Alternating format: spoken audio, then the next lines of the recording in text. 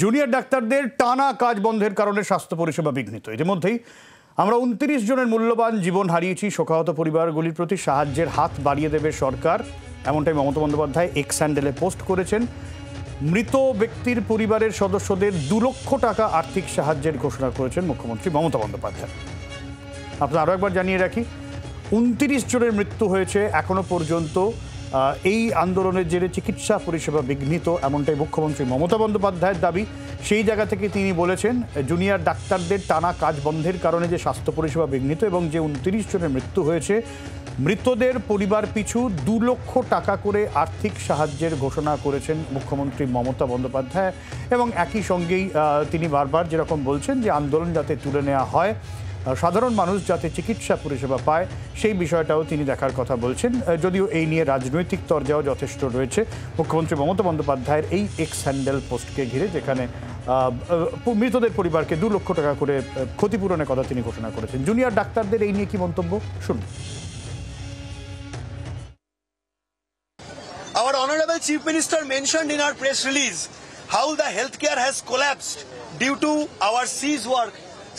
We have already mentioned in our previous press releases that all our facilities are uninterrupted, that all our senior faculties are working relentlessly to keep health cover services running, that we are merely trainees meant for learning treatment protocols, and that the healthcare of the state cannot depend on only these 3% trainee doctors. If that is the case, the question gets automatically directed to the already existing lacuna in the healthcare system, which currently holds numerous unrecruited vacancies and numerous infrastructural deficiencies. স্বাস্থ্য পরিষেবার সামগ্রিক পরিকাঠামো নিয়ে প্রশ্ন তুলছেন junior ডাক্তাররা, এবং junior ডাক্তারদের তরফেও যখন সাংবাদিক বৈঠক করা হয়েছিল এর আগে, তাদের তরফ থেকে জানিয়ে দেওয়া হয়েছিল যে 7,500 জুনিয়র চিকিৎসক যদি কাজ না করেন, তাহলে যদি স্বাস্থ্য পরিকাঠামোর এই হাল হয়, তাহলে গোটা বিষয়টা ভেবে দেখা উচিত। এই নিয়ে তৃণমূল কংগ্রেসের তরফ থেকে এর আগেও মন্তব্য করা হয়েছিল। মুখ্যমন্ত্রী নিজেও বলেছিলেন যে স্বাস্থ্য পরিকাঠামোয় সমস্যা হচ্ছে জুনিয়র ডাক্তারদের জন্য, এবং তার জন্য মৃত্যু হচ্ছে। এর আগে 23 জনের মৃত্যুর হিসেব দেওয়া হয়েছিল।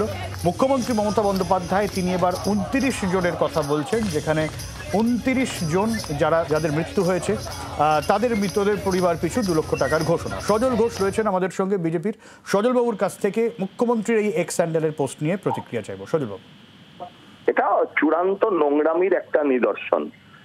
চিকিৎসকদের গাফিলতির জন্য মৃত্যু হয়েছে বা ধর্মঘটের জন্য মৃত্যু হয়েছে, তাদেরকে 2 লাখ টাকা দেবেন। পশ্চিমবঙ্গে যারা দেশি মদ বা চোলাই মদ যান, 2 লক্ষ টাকা করে নেন। কিন্তু আমার প্রশ্ন হচ্ছে, পশ্চিমবঙ্গে এই যে স্বাস্থ্য গাফিলতির জন্য মৃত্যু কি প্রথম? এই মৃত্যু কি প্রথম? এর আগে তো আমরা এরকম শয়ে আপনাদের টিভি চ্যানেলে, তো আপনাদের চ্যানেলে আমরা তো বহু এই ধরনের অভিযোগ দেখেছি, যে যেখানে স্বাস্থ্য ব্যবস্থার প্রতি গাফিলতির কারণে মানুষের মৃত্যু হয়েছে বলে বহু অভিযোগ আপনারা দেখিয়েছেন, তারা তো টাকা পায়নি। আর একটা দ্বিতীয় কথা বলি, মুখ্যমন্ত্রী বলেছেন যে তাদের টাকা দেবেন। আগে তো নামগুলো বলুন, যে 27 জন 28 জন উনি দাঁড়িয়ে দাঁড়িয়ে বলছেন, সেই 27 জন ব্যক্তিকে তদন্ত করে দেখুক, আপনাদের মিডিয়া নিয়ে যান, ক্যামেরা গিয়ে দেখে আসুন তারা বাড়ির লোক কি বলছে। আমরা তো 27 জন শুনেছি শব্দটা, 27 জন সম্বন্ধে তো কিছু জানি না। এগুলো পুরো নোংরা রাজনীতিতে নেমে পড়েছেন মুখ্যমন্ত্রী। এটা সরকারি টাকাকে বাবার টাকা মনে করে, পৈতৃক টাকা মনে করে যেমন খুশি ওড়ানোর পরিকল্পনা করছেন। আসলে এই 27 × 2 প্রায় 54 লক্ষ টাকা হবে। এই 54 লক্ষ টাকা এবার জলে দিয়ে দেবেন উনি।